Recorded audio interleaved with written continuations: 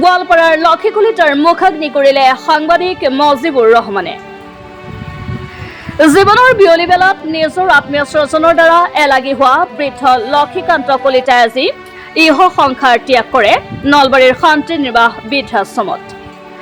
গোৱালপাৰা জিলাৰ ডুবাপাৰা অঞ্চলৰ লক্ষীকান্ত কলিতা নামৰ বৃদ্ধগৰাকীৰ এদিন সকলো আছিল। ভাই ভতিজী আত্মীয় স্বজনৰ সৈতে হাঁহি ধেমালিৰে জীৱন অতিবাহিত কৰি আহিছিল তেওঁ। পত্নীৰ চিকিৎসাৰ নামত আনকি ঘৰ মাটিও বিক্ৰী হৈছিল লক্ষীকান্ত কলিতাৰ। পত্নীৰ মৃত্যুৰ পিছৰে পৰা তেওঁ সম্পূৰ্ণৰূপে ভাগি পৰে। অকলশৰীয়া জীৱন কটাবলগীয়া হোৱাত বিভিন্ন ৰোগে আগুৰি ধৰে তেওঁক। এক অস্বাস্থ্যকৰ পৰিৱেশত খুৱাই নোখোৱাই দিন অতিবাহিত কৰি অহাৰ মাজতে তেওঁৰ দুখজনক অৱস্থাৰ কথা জানি কিছুমাহ পূৰ্বে তেওঁক আশ্ৰয় ও ভৰণ পোষণৰ দায়িত্ব গ্ৰহণ কৰিছিল সাংবাদিক মজিবুৰ ৰহমানে। সাংবাদিক ৰহমানে তেওঁৰ পৰিচালনাত চলি থকা শান্তি নিবাস বৃদ্ধাশ্ৰমত তেওঁক আশ্ৰয় ও ভৰণ পোষণৰ দায়িত্ব বহন কৰিছিল। তাৰ মাজতে দুদিন পূৰ্বে প্ৰখৰ গৰমৰ বাবে হঠাতে তেওঁ ঢলি পৰিছিল। লগে লগে তেওঁক বিশেষজ্ঞ চিকিৎসকৰ দ্বাৰা চিকিৎসা কৰোৱাত কিছু সুস্থ হৈ উঠে যদিও আজি পুৱা প্ৰায় 9 মান বজাত তেওঁ শেষ নিশ্বাস ত্যাগ কৰে। লক্ষীকান্ত কলিতা ককা তেখেতৰ ঘৰ আছিল গোৱালপাৰাত। বৰ দুখজনক ঘটনা। আচলতে তেখেতৰ পত্নী আছিল আৰু ল'ৰা ছোৱালী নাছিল। 3 বছৰ পূৰ্বে পত্নী মৰাৰ পিছত তেখেত অকলশৰীয়া হ'ল আৰু শোকত ভাগি পৰি তেখেত শাৰীৰিকভাৱে অসুস্থ হৈ পৰিল। উঠিব নোৱাৰে, মানে খাব নোৱাৰে, একো কৰিব নোৱাৰে আৰু ভাত পানী দিয়া মানুহ কোনো নাছিল। যোগাযোগ হ'ল আৰু ককাগৰাকীক আনি ৰাখিলোঁ। বহুদিন থাকিল। আজি পুৱা প্ৰায় 9 বজাত তেখেতে শেষ নিশ্বাস ত্যাগ কৰিলে। শুই থাকোঁতে তেখেত ৰাতিপুৱা চাহ পানী খাই আছিল আৰু তাৰপিছত শুই আছিল। শুই থাকোঁতে বিচনাত টোপনি যাই থাকোঁতে গুচি গ'ল।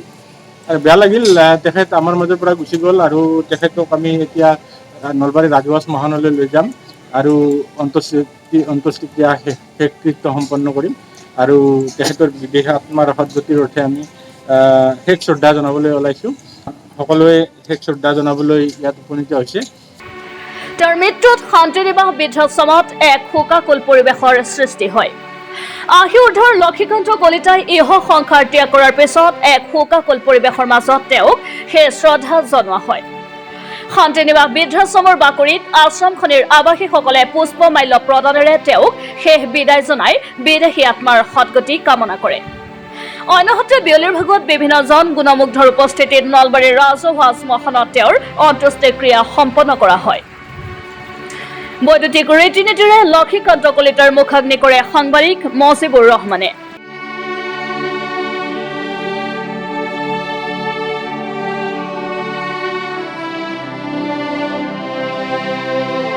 এই অন্ত্যেষ্টিক্ৰিয়া কাৰ্যসূচীত সাংবাদিক জ্যোতিষ্মান শৰ্মা, উদীপ্ত কুমাৰ, সমাজকৰ্মী পুনিত জালান, ৰাজা জালান, অনিল যাদৱ, শ্মশান বন্ধু নবীন ডেকাকে ধৰি বিভিন্নজনে সহযোগিতা আগবঢ়ায়। লক্ষীকান্ত ককা আমাৰ শান্তি নিবাস বৃদ্ধাশ্ৰমতে আছিলে। তেখেতৰ নিজৰ ল'ৰা ছোৱালী নাই আৰু পত্নী আছিল। 3 বছৰ পূৰ্বে পত্নী মৃত্যু হ'ল। মৃত্যু হোৱাৰ পিছত তেখেত ভাগি পৰিল। প্ৰায় 80 ঊৰ্ধৰ ককাগৰাকীয়ে অকলশৰীয়া হৈ পৰিল। নিজৰ এগৰাকী ভাতৃ আছিল যদিও তেওঁ BSFত চাকৰি কৰে। তেওঁ কোনোদিনে খবৰ নল'লে। খাবলৈ নাপায় বা থাকিবলৈ ঘৰ নাই। বৰ দুখজনক অৱস্থাত আছিল আৰু তেনেকৈ তেখেতৰ গোটেইবিলাক কথা জানি আৰু এদিন আমাৰ শান্তি নিবাসৰ আশ্ৰয়ৰ ব্যৱস্থা কৰিলোঁ।